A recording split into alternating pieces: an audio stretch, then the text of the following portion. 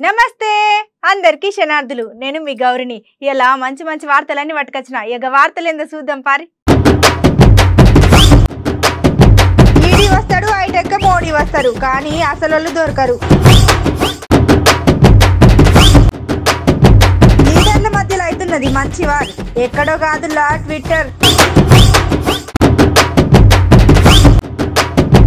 ఆడపిల్లకు అన్యాయం చేసిరంట తెరాస కార్యకర్తలు మంచి పద్ధతి కాదని అంటున్నారు ఆడబిడ్డలు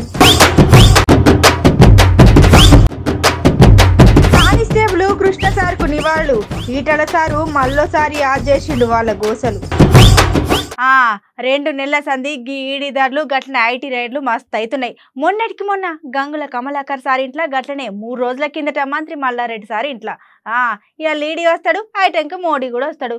ఓ ఏంది గట్లా చూస్తున్నారు? గీ మాట నేను అనలేదులా మన కల్వకుంట్ల కవితక్క అన్నది. అయితే అసలు ముచ్చట ఏందంటే ఇవాళ ఈడీ వస్తాడు ఐటెంక మోడీ కూడా వస్తాడు. ఇక ఈ మాట అన్నది మన ఎమ్మెల్సీ కల్వకుంట్ల కవితక్క. ఇక ఇక్కడ అసలు ముచ్చట ఏందంటే నిన్న మన ఢిల్లీ లిక్కర్ స్కామ్ లా ఎమ్మెల్సీ కల్వకుంట్ల కవితక్క పేరు వెళ్ళింది. అయితే గిట్ల పేరు రానికి బీజేపీ పార్టీలే అని గట్టిన గిదంతా వాళ్ళు చేసే గుట్ర అని చెప్పుకుంటూ వచ్చింది. आज देश की जनता से मैं एक विनती करना चाहती हूँ. इस देश में मोदी जी का सरकार 8 साल पहले आया है और इन 8 सालों में तकरीबन 9 प्रदेशों में जो डेमोक्रेटिकली इलेक्टेड गवर्नमेंट्स है उनको गिरा के एक असहज तरीके से वहां उन्होंने भाजपा का सरकार बनाया है.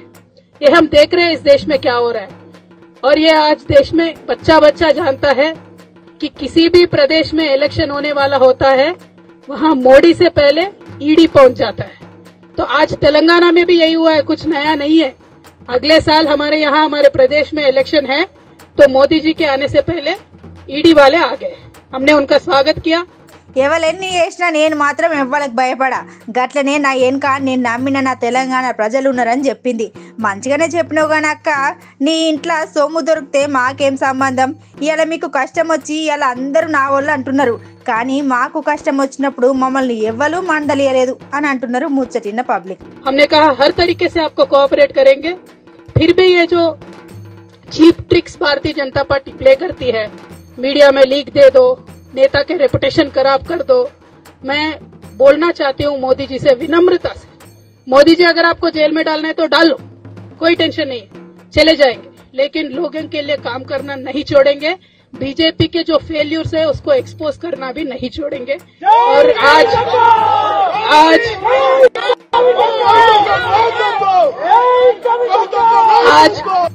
तेलंगाना प्रदेश में केसीआर साहब के सदारत में बहुत अच्छे तरीके से सरकार चल रही है. आप इस सरकार को गिराने के जितने साजिश आपने किया है वो लोगों ने देखा है, क्योंकि हमने वो षड्यंत्र को लोगों के सामने रखा है. तो आप रिएक्शन में ये सारी चीजें कर रहे हो, सिर्फ मेरे ऊपर नहीं, हमारे मंत्रियों के ऊपर, हमारे एमएलए के ऊपर, एमएलसी के ऊपर, ईडी सीबीआई आईटी सब कुछ चला रहे हो. हम आपका स्वागत करते हैं, आपसे कोऑपरेट करेंगे, लेकिन आप ये बताइए कि आपने तेलंगाना के लिए क्या किया. बस इससे ज्यादा मैं कुछ नहीं पूछती हूँ. We welcome the agencies, we will absolutely cooperate with them and we are not scared of anything. Thank you. జై తెలంగాణ. పైన నుండి వచ్చిన అధికారులను పక్కకెట్టి వాళ్ళని మా పక్క పార్టీలు పంపిలు అని పదే పదే అంటున్నారు అని గట్లనే వేసేది అంత కేంద్రమే అని ఎట్లా అంటారు అని మస్తు మండిపడుతున్నారు ముచ్చటిన్న పబ్లిక్.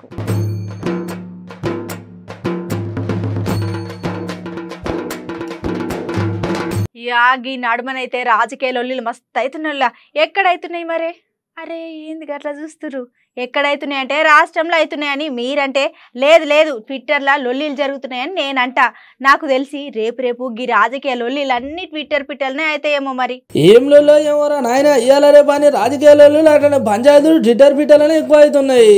ఇక్కడ లొల్లి కల్వకుంట్ల కవితక్కకు అట్లనే షర్మిలక్కకు.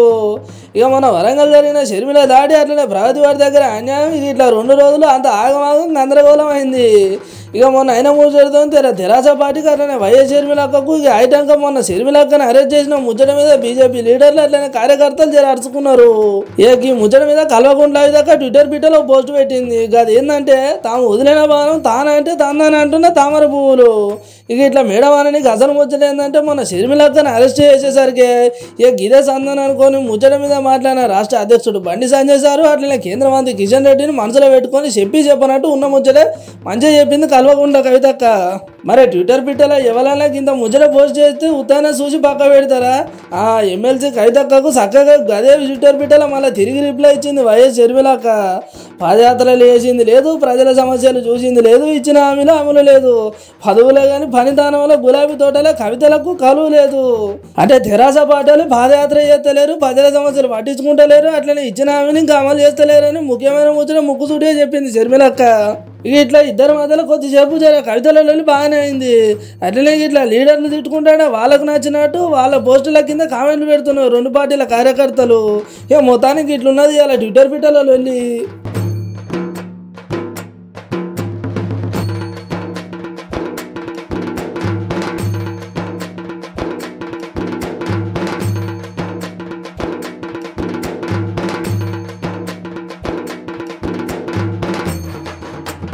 నా గతము ఇక్కడే, అట్లనే నా భవిష్యత్తు ఇక్కడనే. నేను ఇక్కడే చదువుకున్నా, గట్లనే ఇక్కడనే పెళ్లి చేసుకున్నా. ఏది ఏమైనా నేను అనుకున్నది చేస్తా. గీ మాటలు ఎవరన్నారు, ఎందుకన్నారు? మరే ఇక్కడ మంచేంది, చెడు ఏంది? నా గతం ఇక్కడ, అట్లనే నా భవిష్యత్తు ఇక్కడే. నేను ఇక్కడే చదువుకున్నా, అట్లనే ఇక్కడనే పెళ్లి చేసుకున్నా. ఏదేమైనా నేను అనుకున్నా చేస్తా. ఈ ముచ్చట అన్నది ఎవరో కాదు, వైఎస్ షర్మిలక్క. నేను ఎవరిని ఉద్దేశించి మాట్లాడలేదు. అట్లనే తప్పు చేసిల్లని ఎదురు తిరిగితే మాట్లాడితే దౌర్జన్యమని ఎట్లా అయితే అని మంచిగున్నాను మందలిచ్చింది. ఇక పైగా నేను రెచ్చగొట్టే మాటలు మాట్లాడుతున్నానట, నేను బూతులు తిట్టానట. మళ్ళీ అడుగుతున్నాం, రెచ్చగొట్టడం అంటే ఏమిటి? మీ అవినీతిని ప్రశ్నిస్తే అది రెచ్చగొట్టడం అవుతుందా? మీరు డబ్బులు సంపాదించుకున్నారు కదా, మీరు భూ కబ్జాలు చేశారు కదా అని మేము మాట్లాడితే అది రెచ్చగొట్టడం అవుతుందా? అది పర్సనల్గా మాట్లాడినట్టు అవుతుందా? ఎలా అవుతుంది అని అడుగుతున్నాం. అసలు ఏమీ లేని వాళ్ళు 100 కోట్లు ఎలా సంపాదించుకున్నారో, మీరు నిజంగానే అవినీతి చేయకపోతే ఎలా సంపాదించుకున్నారో మీరు ప్రజలకు చెప్తే ప్రజలు కూడా సంపాదించుకుంటారు కదా. ప్రజలు కూడా సంపాదించుకుంటే మీ నియోజకవర్గాలలో వాళ్ళు బాగుపడితే మీకే మంచి పేరు వస్తుంది కదా. పోనీ అదైనా చేస్తున్నారా? మీరు ఎలా డబ్బులు సంపాదించారో అనేది చెప్తున్నారా? మీరు చెప్పే దమ్ము లేదు, కనీసం ఇచ్చిన వాగ్దానాలు నిలబెట్టుకునే దమ్ము లేదు. తీరా చూస్తే నేను అడ్డదిడ్డంగా మాట్లాడుతున్నానంట. నేను అన్న ఏకైక మాట చెప్పుతో కొడతాము అన్న మాట ఒక నికృష్ట మంత్రిని మాత్రమే అన్నాం. అది కూడా మరదలు అని నన్ను అంటే, ఎవడ్రా నీకు మరదలు అని నేను రిటార్ట్ అయ్యి ఇంకొకసారి అలా మాట్లాడితే చెప్పుతో కొడతామని అన్నాం. ఏం తప్పు మాట్లాడాము అని అడుగుతున్నాం. ఆ నికృష్ట మంత్రి నన్ను అంత మాట అంటే తప్పులేదు, కానీ నేను మాత్రం చెప్పుతో కొడతాను అంటే తప్ప? ఇది ఎక్కడి న్యాయం అని అడుగుతున్నాం. అసలు ఇంతమంది ఉన్నారు కదా, మీ తల్లినో చెల్లినో ఇంత మాట అంటే ఎవరైనా ఊరుకుంటారా? ఎలా కనిపిస్తున్నామండి? ఒక మహిళననే కదా మాట్లాడుతున్నారు. సిగ్గుండే మాట్లాడుతున్నారా? నోరుందని ఏది పడితే అది మాట్లాడతారా? ఇక పైగా నేను మాట్లాడని అభాండాలు నా మీద వేస్తున్నారే మీరు. అసలు ఈరోజు అవసరం లేని టాపిక్ ఆంధ్ర వాళ్ళు వస్తున్నారు. ఆంధ్ర వాళ్ళ పెత్తనం ఏమిటి, ఇక్కడ నుంచి వెళ్ళిపోవాలి అని మాట్లాడుతున్నారే. అసలు కేటీఆర్ గారి భార్య ఎక్కడి నుంచి వచ్చింది? కేటీఆర్ గారి భార్య ఆంధ్ర ఆవిడ కాదా? ఇప్పుడు ఆవిడ అక్కడ ఆవిడ, ఇక్కడ ఆవిడ, ఎక్కడ బతుకుతుంది? ఎక్కడుందా బతుకు? ఏం మాట్లాడుతున్నారండి? మీ వీపు మీకు కనిపించదా? మేము చెప్తున్నామా మీకు విడాకులు తీసుకోండి అని? మేము చెప్తున్నామా మీకు? మీ లెక్కన మీరు మాటల ప్రకారము మీ నాయకుడే విడాకులు తీసుకోవాలి. ఎక్కడి నుంచో పెళ్లి చేసుకున్నాడు, తీసుకొచ్చాడు, భార్యను చేసుకున్నాడు, ఇక్కడ ఉంది, ఇక్కడ బతుకుతుంది ఆమెను మీరు గౌరవించినప్పుడు నన్ను కూడా గౌరవించాలి కదా. అంటే మీకో న్యాయం, పక్కనోడికో న్యాయమా? మీరు చేస్తే సంసారం, పక్కనోడు చేస్తే వ్యభిచారమా? ఇది ఎక్కడి న్యాయం అని అడుగుతున్నాం. ఆడపిల్ల పుట్టగానే ఆడపిల్ల అంటారు. ఎందుకంటారు ఆడపిల్ల అని? ఎందుకంటే ఇంకొక స్థానానికి చెందబోయే పిల్ల కాబట్టి అని. మీరందరూ ఉన్నారు, పెళ్లి చేసుకుంటారు, మా ఆవిడ అంటారు. మీ ఆవిడ ఎందుకంటారు? మీ ఆవిడ కాబట్టి కదా మీ ఆవిడ అంటారు. మీకు సొంతమని కదా మీరు అంటారు. ఏం మాట్లాడుతున్నారండి? ఒక ఆడది అసలు తన సర్వస్వాన్ని వదులుకొని పెళ్లి అన్న పదం కోసం, పెళ్లి అన్న ఇన్స్టిట్యూషన్ కాపాడడం కోసం తనను తాను త్యాగం చేసుకొని ఒక ప్రాంతానికి కట్టుబడితే, ఒక కుటుంబానికి కట్టుబడితే, ఒక ప్రజలకు కట్టుబడితే మీకు అది కనిపించడం లేదా? ఇష్టం వచ్చినట్టు మాట్లాడతారా? ఏది పడితే అది మాట్లాడతారా? నేను ఇక్కడ పెరిగాను, నేను ఇక్కడే చదువుకున్నాను, అబిడ్స్లో స్కూలుకు పోయాను, మేదీపట్నంలో కాలేజీకు పోయాను, ఇక్కడ పెళ్లి చేసుకున్నాను, ఇక్కడ కొడుకును కన్నాను, ఇక్కడ బిడ్డను కన్నాను. నా బతుకు ఇక్కడే, నా గతం ఇక్కడే, నా భవిష్యత్ ఇక్కడే. ఈ గడ్డకు సేవ చేయడం నా హక్కే కాదు, నా బాధ్యత కూడా. ఇక ట్రాఫిక్ వయలేషన్ కేసులో నన్ను రిమాండ్కు, నా మనుషులను రిమాండ్కు ఎందుకు అడిగారు అని అడుగుతున్నాం.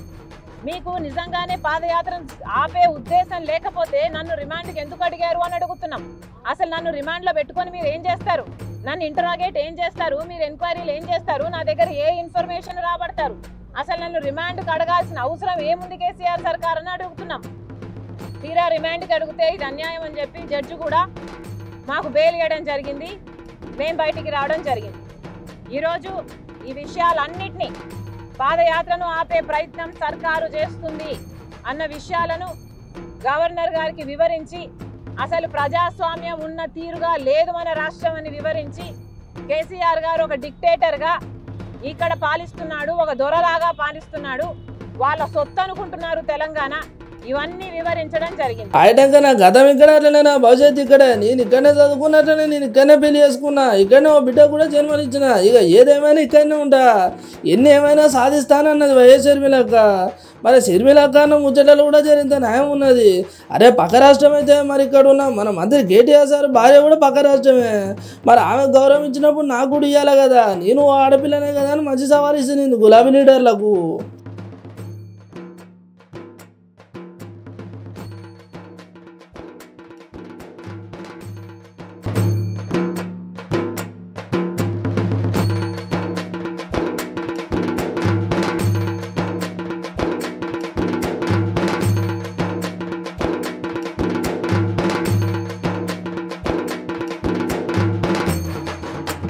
ఓ దిక్కు గులాబీ లీడర్ల దగ్గర, గట్లనే మంత్రుల దగ్గర ఈడిదారులు, గట్లనే ఐటీ రైడ్లు అవుతుంటే పక్క పాటోలు ఊకుంటారా?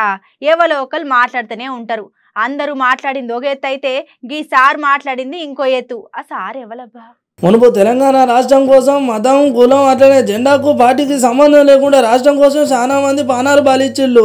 ఇక అన్న టవర్ మీదకి ఎక్కి పిస్టల్తో కాల్చుకొని తెలంగాణ రాష్ట్రం కోసం జీవించుండు కానిస్టేబుల్ కృష్ణయ్య. అది ఇక్కడ అసలు ముచ్చట ఏంటంటే, కానిస్టేబుల్ కృష్ణయ్య 13వ వర్ధంతి సందర్భంగా గన్ పార్క్ అమరవీల సూపర్ దగ్గర నివాళులు అర్పించి సార్ ఇట్లా మాట్లాడుకుంటూ వచ్చిండు. ఆనాటి తెలంగాణ ఉద్యమంలో కులాలతో సంబంధం లేకుండా, మతాలతో సంబంధం లేకుండా, పార్టీలతో జెండాలతో సంబంధం లేకుండా తెలంగాణ రాష్ట్రం కావాలని యావత్ ప్రజానికం బరిగీసి కొట్లాడుతూ ఉంటే, ఆనాటి సమైక్య రాష్ట్ర పోలీసుల చర్యకు నిరసనగా, ప్రభుత్వం యొక్క నిరంకుశ విధానాలకు నిరసనగా మొట్టమొదటిగా టవర్ ఎక్కి తన పిస్తోల్తో కాల్చుకున్నటువంటి వ్యక్తి పోలీసు కృష్ణన్న. ఇవాళ ఏ అమరవీరులైతే తెలంగాణ రాష్ట్రం ఏర్పడితే మాలాంటి యువకులకు ఉద్యోగాలు వస్తాయని, ఉపాధి కల్పన జరుగుతుందని చెప్పి భావించిందో, 9 సంవత్సరాలు గడిచినప్పటికి కూడా ఇవాళ ఆ కళ నెరవేరకపోగా చదువుకున్న అనేక మంది బిడ్డలు కనిపెంచిన అమ్మా నాన్నకు అన్నం పెట్టలేక, వయసు పెరిగినా పెళ్ళిళ్ళు చేసుకోలేక, ఉపాధి లేక ఇవాళ కూడా అదే యువకులు ఉరేసుకొని చనిపోతున్న వాళ్ళు, రైళ్ల కింద పడి చనిపోతున్న వాళ్ళు, మందు తాగి చనిపోతున్న వాళ్ళని మనం చూస్తూ ఉన్నాం. మేనిఫెస్టోలలో ప్రజానికానికి హామీలు ఇచ్చి రాతలు రాసుకొని ఏ ఒక్కడు కూడా అమలు చేయలేదు. ఇవాళ అమరవీరుల త్యాగాల సాక్షిగా ఇవాళ నిరుద్యోగ బిడ్డలకి ఉద్యోగాలు వచ్చేంత వరకు 3016 రూపాయలు ఇస్తా అని చెప్పి నెలకి ఇస్తా అని చెప్పినటువంటి ప్రభుత్వం ఇప్పటి వరకు కూడా నిరుద్యోగ భృతి ఇవ్వకుండా యువకుల కళ్ళలో మట్టి పడుతున్నటువంటి ప్రభుత్వం ఈ ప్రభుత్వం. పోలీసు కృష్ణయ్య విగ్రహాన్ని ట్యాంక్ బండి మీద ప్రతిష్ఠించాలని, ఇలా కామారెడ్డిలో ఏ మెడికల్ కాలేజ్ అయితే వచ్చిందో, ఆయన చనిపోయింది ఆయన ప్రాంతం కామారెడ్డి కాబట్టి ఆయన పేరు మీద మెడికల్ కాలేజ్ కూడా ఏర్పాటు చేయాలని చెప్పి సమాజపరంగా డిమాండ్ చేస్తారు. నిన్నగాక మొన్న సుప్రీంకోర్టు ఒక కామెంట్ చేసింది. తెలంగాణ రాష్ట్రంలో సచివాలయం కట్టాలన్నా, సచివాలయం కూలగొట్టాలన్నా మూఢనమ్మకాల మీద ఆధారపడి నడుస్తుందని చెప్తుంది. ఇంకొక 20-30 సంవత్సరాలు ఇంకొక 50 సంవత్సరాల వరకు కూడా పనిచేసేటువంటి డీ బ్లాక్ లాంటి బిల్డింగ్లను కూడా పడగొట్టి కేవలం మూఢనమ్మకాలతో వేలాది కోట్ల రూపాయల ప్రజాధనాన్ని ఖర్చు పెట్టిన చరిత్ర కేసీఆర్. ఆనాడు తెలంగాణ జేఏసీకి చైర్మన్గా ఉన్న కోదండరాం తెలంగాణలో అనుకున్న పద్ధతుల్లో అమరవీరుల సాక్షిగా పరిపాలన కొనసాగుతలేదు. ఇవాళ ఇక్కడ దోసుకున్న సరిపోనట్టుగా ఢిల్లీలో లిక్కర్ స్కామ్ అని చెప్పి అయితే వస్తూ ఉందో ఆ లిక్కర్ స్కామ్లో ఎవరున్నారో, ఎవరెవరి పాత్ర ఏందో, ఎవరెవరు ఎంత దండుకున్నారో అదంతా కూడా దర్యాప్తు సంస్థలు నిగ్గదీస్తాయి తప్ప ఇలా ఏదో భారతీయ జనతా పార్టీ ఒక శాసనసభ్యుడిగా ఇది కరెక్టా ఒప్పా అని చెప్పను. కరెక్టా కాదా, ఎవరు ఎంత తీసుకున్నారో తప్పకుండా దర్యాప్తు సంస్థలకు ఆ శక్తి ఉంటుంది, ఆ సత్తా ఉంటుంది, అధికారం ఉంటుంది. కాబట్టి ఖచ్చితంగా ఢిల్లీ లిక్కర్ స్కామ్లో ఎవరైతే ఇన్వాల్వ్ అయినరో వాళ్ళందరినీ కూడా తూచ తప్పకుండా బయటికి పెట్టాల్సిందే, చట్టబద్ధంగా పనిష్మెంట్ తప్పకుండా ఇవ్వాల్సిందని చెప్పి నేను డిమాండ్ చేస్తాను. అసలు ముచ్చట అదన్నట్టు తెలంగాణ రాష్ట్రం కోసం చాలా మంది ప్రాణాలు తీసుకున్నారు. ఇక అందులో ఎక్కువ చదువుకునే పొలగాళ్ళు ఉద్యోగాల కోసం తిప్పల పడుతున్న నిరుద్యోగులు మునుపు గంతగానం కష్టపడి అట్లనే తెలంగాణ కోసం ప్రాణం ఇచ్చినాయి. ఇవాళ తెలంగాణ వచ్చినాక కూడా మళ్ళీ అయ్యే ఆత్మహత్యలు అవుతున్నాయి. Constable Krishna sir tank bund మీద విగ్రహం పెట్టియాలి, అట్లనే కామారెడ్డి జిల్లాలో ఉన్న మెడికల్ కాలేజ్కు కానిస్టేబుల్ కృష్ణ అని పేరు పెట్టాలి అని చెప్పుకుంటూ వచ్చిండు. మొత్తానికి సార్ కానిస్టేబుల్ కృష్ణయ్యకు నివాళులు అర్పించి ఇక మునుపెట్లున్నది ఇప్పుడు ఏమవుతున్నది అని ఉన్న ముచ్చట వివరంగా చెప్పుకుంటూ వచ్చిండు మన ఈటల రాజేందర్ సారు.